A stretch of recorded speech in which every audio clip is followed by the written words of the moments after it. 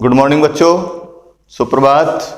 Chemistry में अपना जो टॉपिक था वो कल आप लोगों का क्लासिफिकेशन ऑफ पॉलीमर पढ़ रहे थे। आप लोग क्लासिफिकेशन ऑफ पॉलीमर में आप लोगों का एक भाग वो क्या था, बहुलकन के आधार पर वर्गीकरण, वो मैंने कल आप लोगों के लिए छोड़ दिया था। क्या कारण था उसका छोड़ने का?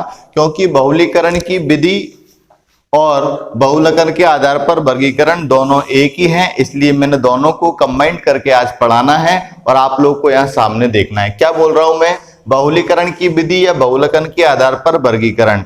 बहुलकन के आधार पर बहुलकों को दो भागों में बांटा गया है, एक तो आप लोगों का योगात्मक बहुलक और एक संगनन बहुलक। और बहुलीकरण की विधि भी कितने प्रकार की? दो प्रकार के, नंबर एक योगात्मक बहुलीकरण और नंबर दो संगनन बहुलीकरण। इसलिए दोनों टॉपिकों को अपन आज साथ साथ पढ़ लेते हैं। क्या बोला मैंने?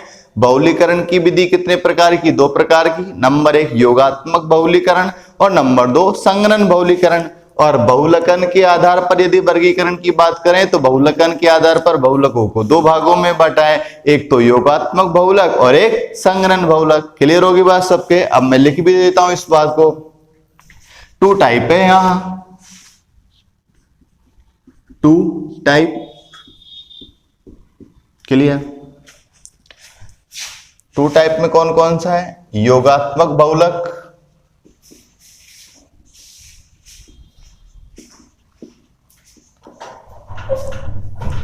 और नंबर दूसरा संगनन बहुलक। योगात्मक बहुलक और संगनन बहुलक। बहुलीकरण की विधि की बात करेंगे तो योगात्मक बहुलीकरण और संगनन बहुलीकरण। लेकिन सन 1950 में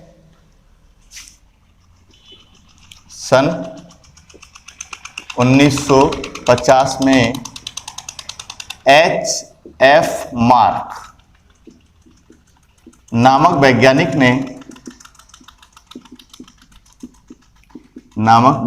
ने इनका नाम परिवर्तित करके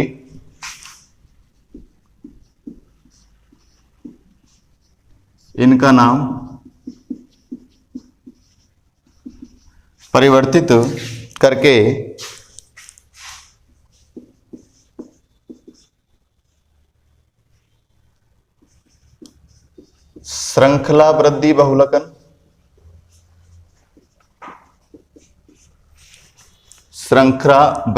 बहुलकन, व पदशः वृद्धि बहुलकन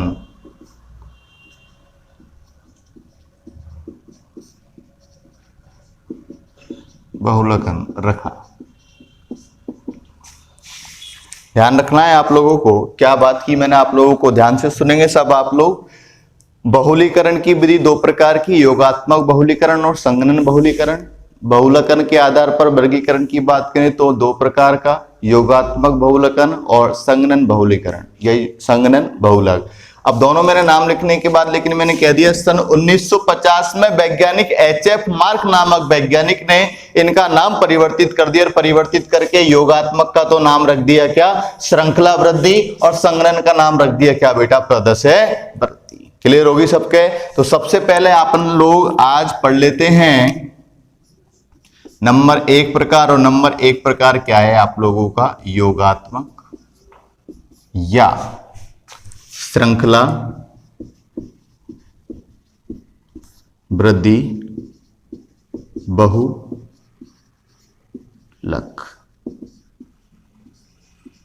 अब ध्यान दे दो आप इस बात को।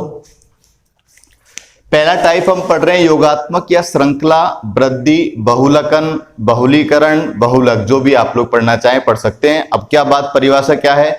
द्विआबंध युक्त या त्रिआबंध युक्त, द्विआबंध युक्त या त्रिआबंध युक्त जब एकलक इकाइयां आपस में पुनरावर्तित होती है। द्विआबंध होना चाहिए या त्रिआबंध होना चाहिए और किसी की बात नहीं कर रहे हैं हम। द्विआबंध युक्त व त्रिआबंध युक्त एकलक इकाइयां जब आपस में पुनरावर्तित होती है तो उनके द्वारा बनने वाले बहुलक को हम क्या बोलेंगे? योगात्मक बहुलक। और बनने की इस प्रक्रिया को बोलेंगे योगात्मक बहुलीकरण। इसको श्रृंखला वृद्धि क्यों कह रहे हैं? श्रृंखला वृद्धि इसलिए कह रहे हैं क्योंकि इसमें समस्त प्रकार की श्रृंखलाएं जो द्विआबंध और त्रिआबंध युक्त थी वो सभी आपस में जुड़ के और जुड़ के किसका निर्माण करेंगी? बहुलक का। क्लियर? क्या बात करी मैंने परिभाषा की? द्विआबंध व त्रिआबंध युक्त एकलक इकाइयां आपस में पुनरावर्तित होकर जिस बहुलकों का निर्माण करती हैं वो बहुलक आप लोगों का क्या कहलाता है? योगात्मक बहुलक। और बहुलक बनने की इस प्रक्रिया को हम बोलते हैं योगात्मक बहुलीकरण। इस बहुलक की सबसे अच्छी विशेषता यह है कि इन बहुलकों में बनने पर किसी भी प्रकार का कोई सह उत्पाद जैसे जल का अणु, जैसे अमोनिया, कोई भी अणु बाहर नहीं निकलता है और किसका निर्माण हो जाता है? बहुलक का निर्माण हो जाता है। तो इन बहुलकों को आप लोग क्या बोलेंगे? योगात्मक बहुलक। क्लियर हो जानी चाहिए बात आप लोगों की। और मैं लाइन में लिखना चाहूं तो क्या लिखूंगा आप लोगों के? द्वि व त्रिआबंध युक्त एकलक इकाइयों के पुनरावर्तन से। शॉर्ट लिखूंगा बिल्कुल। एकलक इकाइयों के पुनरावर्तन से बनने वाले बहुलक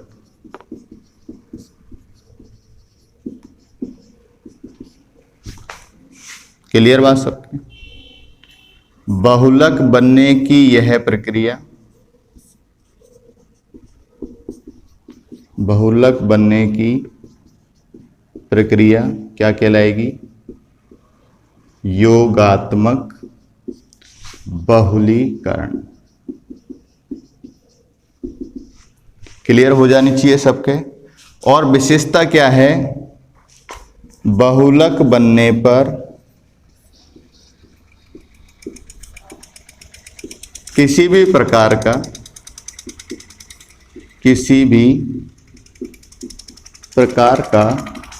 कोई सह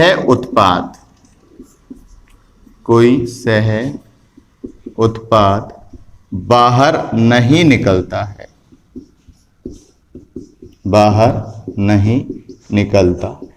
सह उत्पाद क्या क्या हो सकता है आप लोगों का? सह उत्पाद जल का अणु हो सकता है, अमोनिया हो सकती है, हाइड्रोजन हो सकता है आदि।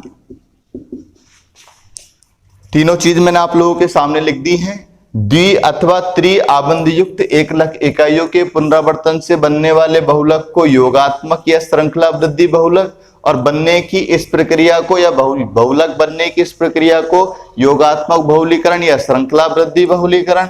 बहुलक बनने पर किसी प्रकार का कोई सह उत्पाद बाहर नहीं निकलता है। सह उत्पाद कौन सा हो सकता है? जल का अणु हो सकता है, अमोनिया हो सकती है, हाइड्रोजन हो सकती है। क्लियर? एग्जाम्पल की हम बात करना चाहें तो एग्जाम्पल आप लोगों के सामने है। एग्जाम्पल जैसे मैंने लिखा, एथीन से पॉलीथीन का निर्माण।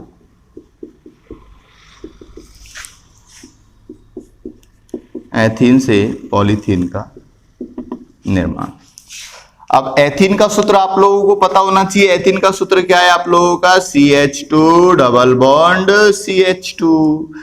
आगे क्या लगाना है आप लोगों का? N। तो पहले तो लाइन यही देखो, यहां से द्वि अथवा त्रिआबंध। क्या द्विआबंध है क्या सर? बिल्कुल है।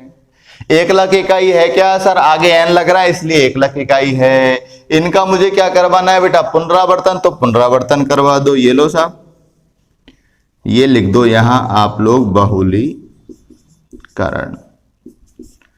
अब मैंने आप लोगों को बताया एक द्विबंध का हमेशा क्या हो जाता है? लोप हो जाता है। एक द्विबंध का लोप हो जाता है। यदि त्रिबंध है तो वह द्विबंध में परिवर्तित हो जाएगा, और द्विबंध है तो वो एकल बंध में परिवर्तित हो जाएगा। लेकिन परिवर्तन केवल एक द्विबंध या त्रिबंध में होगा, ये हमेशा ध्यान रखना है। यहाँ कितना द्विबंध दिख रहा है? एक। तो इसी द्विबंध में आप लोगों को क्या करना है? परिवर्तन करना है, और द्विबंध को सिंगल बॉन्ड में CH2 सिंगल बॉन्ड CH2, और आगे पीछे सिंगल बॉन्ड लगाना है, कोष्टक लगाना है, और पीछे क्या लगाना है? N। आगे पीछे सिंगल बॉन्ड लगाने की आवश्यकता क्यों है? क्योंकि इससे अपन क्या करेंगे? संयोजकता पूरी करेंगे। 2 और 1 3 और 1 4, 2 और 1 3 और 1 4, और ये आप लोगों का बन गया बहुलक। ये तो आप लोगों की क्या थी बेटा, एकलक इकाई। एकलक इकाई, एकलक इकाई की पहचान क्या है कि आगे क्या लगा हुआ होता है, एन, और ये क्या है बेटा आप लोगों का बहुलक। अब एकलक इकाई कौन सी है आप लोगों की, एथीन, और बहुलक कौन सा है आप लोगों का, पॉलीथीन। अब मैं आप लोगों से पूछना चाह रहा हूं, क्या प्लस करके किसी भी प्रकार का यहां कोई सह उत्पाद बाहर निकला, प्लस करके किसी भी प्रकार का कोई सह उत्पाद बाहर निकला, नहीं निकला। जब सह उत्पाद बाहर नहीं निकलेगा तो इसका मतलब ये कौन सा बहुलक है, योगात्मक बहुलक, और योगात्मक बहुलक बनने की प्रक्रिया आप लोगों की क्या कहलाएगी, योगात्मक बहुलीकरण। क्लियर बात सबके, क्लियर। नेक्स्ट सेकंड पार्ट, आगे बेटा चर्चा कर रहे हैं। नंबर 1 तो आप लोगों ने योगात्मक या श्रृंखला वृद्धि पढ़ लिया था। नंबर 2 अपन पढ़ रहे हैं संघनन बहुलीकरण या पदस्य वृद्धि बहुलीकरण। आप लोगों को इस टॉपिक को बढ़िया ढंग से पढ़ना है, क्योंकि अपन जब औद्योगिक महत्व के बहुलकों का निर्माण करेंगे तो वहां आप लोगों को यही ज्यादातर बहुलक देखने को मिलेंगे, इसलिए आपको बढ़िया तरीके से पढ़ना है। संघनन बहुलीकरण या पदस्य वृद्धि बहुलीकरण की बात करूं, दो भिन्न, पहला पॉइंट, दो भिन्न द्वि अथवा त्रिक्रियात्मक, दो भिन्न द्वि अथवा त्रिक्रियात्मक एकलक इकाई। वहां तो द्विबंध और त्रिआबंध थे, वहां तो 2 बंद और 3 बंद थे, यहां बंद नहीं है, यहां द्वि अथवा 3 यानी 2 या 3 भिन्न होने चाहिए क्रियात्मक एकलक इकाइयां हैं। एग्जाम्पल में अपन पढ़ लेंगे, दो भिन्न द्वि अथवा त्रिक्रियात्मक एकलक इकाइयों के पुनरावर्तन से बनने वाले बहुलक, क्या कहलाते हैं आप लोगों के, संघनन बहुलक।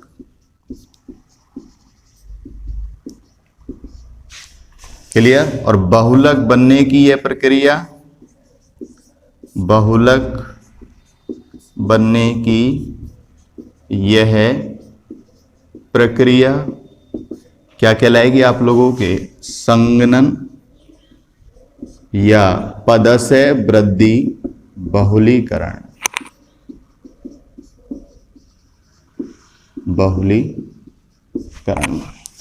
इन बहुलकों में ध्यान देना बेटा इस बात को, उसमें तो सह उत्पाद नहीं निकला था, लेकिन इन बहुलकों में सह उत्पाद क्या क्या हो सकता है, H2O,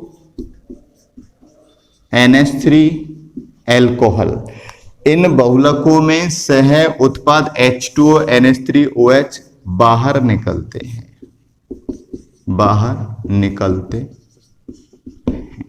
निष्कासित होते हैं।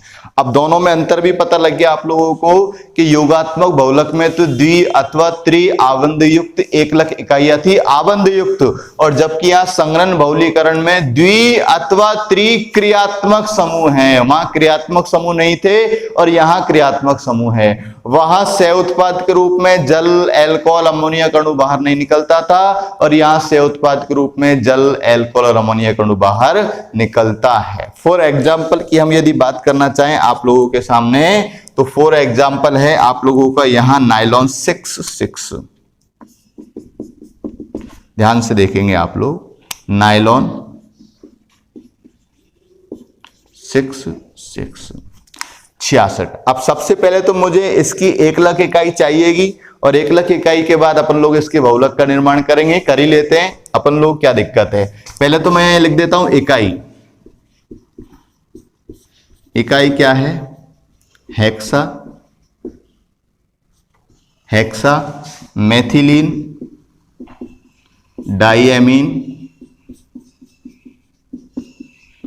प्लस एडिपिक अम्ल।